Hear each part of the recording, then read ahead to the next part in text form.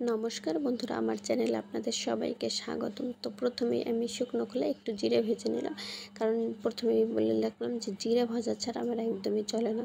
তো জিরাটা আমি ভেজে বেটে নিয়েছি, আর এদিকে আমি কড়াইয়ে তেল দিয়ে দিয়েছি। এখন আমি কী রান্না করব সেটা আপনাদের সঙ্গে শেয়ার করব। তো আজকে আমি পেঁপের তরকারি রান্না করব। কে পেঁপের তরকারি খেতে ভালোবাসেন অবশ্যই কিন্তু কমেন্টে জানাবেন।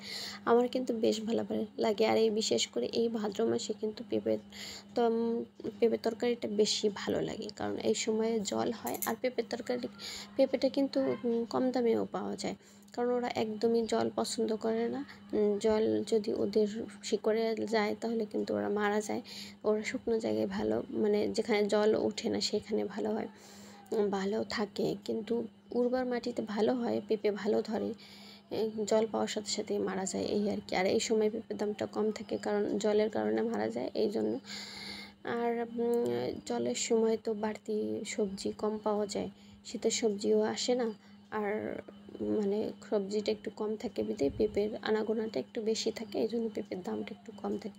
তাই বলে যে পেঁপে খারাপ কিন্তু তা না, পেঁপের তরকারি খাওয়া খুবই ভালো।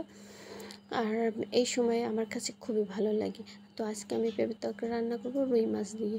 আমি একবারেই ফোড়ন দিয়ে নিয়েছি, আপনারা চাইলে দুইবারে দিতে পারেন, কিন্তু আমার কাছে একবারই ভালো। আমি বেশিরভাগ তরকারিটা একবারই ফোড়ন দিয়ে থাকি। তো লবণ, হলুদ আর কাঁচামরিচটা দিয়ে আমি ভালো করে কষিয়ে নেব। আর এই সময় আপনারা চাইলে শুকনো মরিচ দিতে পারেন, কারণ কাঁচামরিচের যে দাম, তাতে করে কাঁচামরিচ তো খাওয়াই যায় না। একদিন হয় 80 টাকা পোয়া, একদিন হয় 50 টাকা পোয়া, একদিন 70 টাকা পোয়া। কী বলবো আর, বলার কোনো ভাষা নেই, কারণ জিনিসপত্রের যে দাম, শাকসবজি, খাওয়া পড়া তো দূরের কথা, মানে ড্রেস পরায় তো দূরের কথা, খেয়েই বেঁচে ওঠা আজকাল মুশকিল হয়ে গিয়েছে। তো যাই হোক, আমি ভালো করে পেঁপেটাকে কষিয়ে নিয়ে পরিমাণ মতো জল দিয়ে দেবো, আর তেমন কিছুই আমি দিব না। আর শুধু আমি জিরেটা আমি শুকনো খোলায় ভেজে নিয়েছিলাম সেটাকে বেটে নামানোর আগে দিয়ে দেবো, আর মাছটা দেবো। কিন্তু আপনারা এভাবে খেয়ে দেখবেন, মানে মশলা ছাড়া তরকারিটার একটা আলাদা স্বাদ, এটা খেলে একটু শান্তিও লাগে, ঠিক আছে। তো এখন আমি জলটা দিয়ে দিলাম, যেহেতু মানে কষানো অনুযায়ী আমি আরেকটু জল দিব।